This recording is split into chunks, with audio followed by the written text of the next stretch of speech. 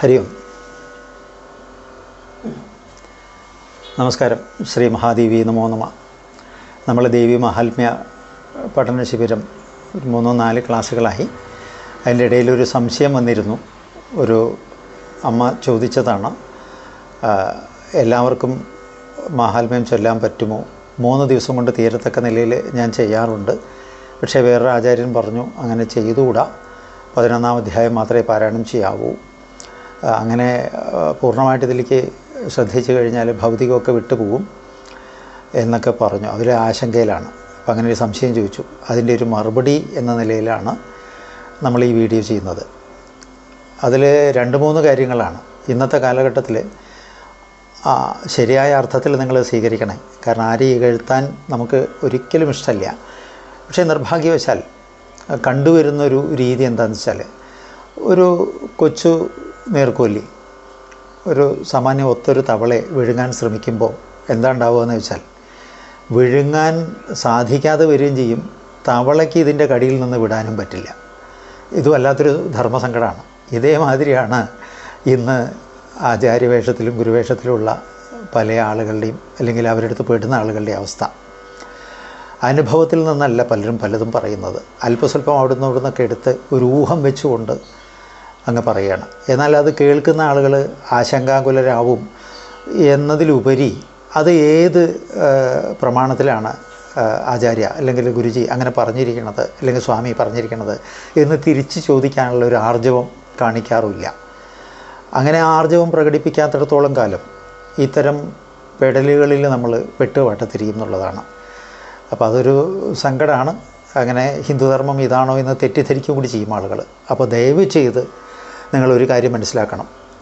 ശ്രോതാക്കളാണെങ്കിലും ആചാര്യ രീതിയിൽ ഇരിക്കുന്നവരാണെങ്കിലും കൂടിയിട്ട് കുറച്ചുകൂടി ഉള്ളിലേക്ക് കാര്യമായിട്ട് ഇറങ്ങുക, നന്നായി പഠിക്കുക. നമ്മുടെ വാക്കുകൊണ്ട് ആർക്കും ഒരു ആശങ്ക ഉണ്ടാവാതിരിക്കാൻ നമ്മൾ ശ്രദ്ധിക്കണം. കാരണം വാക്കുകൊണ്ട് ഒരു ആശ്വാസം കൊടുക്കുന്നുവെങ്കിൽ അത് വലിയൊരു ധർമ്മമാണ്. അതന്നെ ധ്യാനത്തിനേക്കാൾ മൂല്യം എന്നാണ്. ഒരു പ്രമാണം അറിയാലോ നിങ്ങൾക്ക്, അത് ആവർത്തിക്കുന്നില്ല. അതിന് ഓർഡിനറി ടീച്ചർ ടെൽസ് എന്നൊക്കെ പറഞ്ഞിട്ടുള്ളതുണ്ടല്ലോ അല്ലേ. അവസാനം എന്താ പറയുക, എ ഗ്രേറ്റ് ടീച്ചർ ഇൻസ്പയർസ് എന്നാണ്. അപ്പോൾ നമ്മുടെ വാക്കുകൊണ്ട് ഒരാൾക്ക് ഉത്തേജനമുണ്ടായിട്ട് വഴിമാറി ഔന്നത്യത്തിലേക്ക് സഞ്ചരിക്കുന്നുവെങ്കിലാണല്ലോ നമ്മുടെ വാക്കുകൾ ധന്യമാകുന്നത്.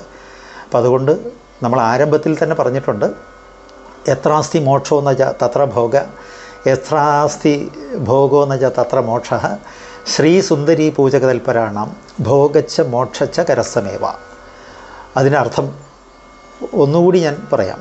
അതായത് എവിടെ ഭോഗമുണ്ടോ അവിടെ മോക്ഷമില്ല, എവിടെ മോക്ഷമുണ്ടോ അവിടെ ഭോഗമില്ല. പക്ഷേ സാക്ഷാൽ ജഗന്മാതാവിനെ ആശ്രയിച്ചാൽ നമുക്ക് ഭോഗവും മോക്ഷവും ലഭിക്കുന്നു എന്നാണ്. അമ്മ ഭുക്തി മുക്തി പ്രദായിനിയാണ്, ഭയപ്പെടേണ്ടവളല്ല. അതുകൂടി മനസ്സിലാക്കുക. പിന്നെ പറഞ്ഞതിൽ ചെറിയ യാഥാർത്ഥ്യമില്ലായില്ല. അനുഭവ രസികന്മാരായിട്ടുള്ള, അനുഭവസിദ്ധന്മാരായിട്ടുള്ള, അനുഷ്ഠാനമുള്ള ആചാര്യന്മാരെ കണ്ട് ദീക്ഷാവിധി പ്രകാരം ഒരു ഉപദേശം സ്വീകരിക്കുന്നത് തന്നെയാണ് ഉത്തമം. അങ്ങനെയാണ് നമ്മുടെ മാർഗം. പക്ഷേ അതിന് സാഹചര്യമില്ലാതെ വരില്ല. കാരണം ഒരു ശിഷ്യൻ പാകമായി കഴിഞ്ഞാൽ ഗുരു അടുത്തേക്ക് എത്തും എന്നാണ് പറയുക. ഏതെങ്കിലും വിധത്തിൽ അറിയാനിട വരും. പിന്നെ അവരെ ഉപയോഗപ്പെടുത്തുക എന്നുള്ളതാണ് ചെയ്യാനുള്ളത്.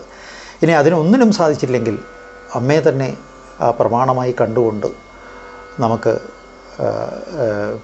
ഉപാസനയിൽ മുന്നേറാനായിട്ട്, പാരായണം ചെയ്യാനായിട്ട് ശ്രമിക്കാം.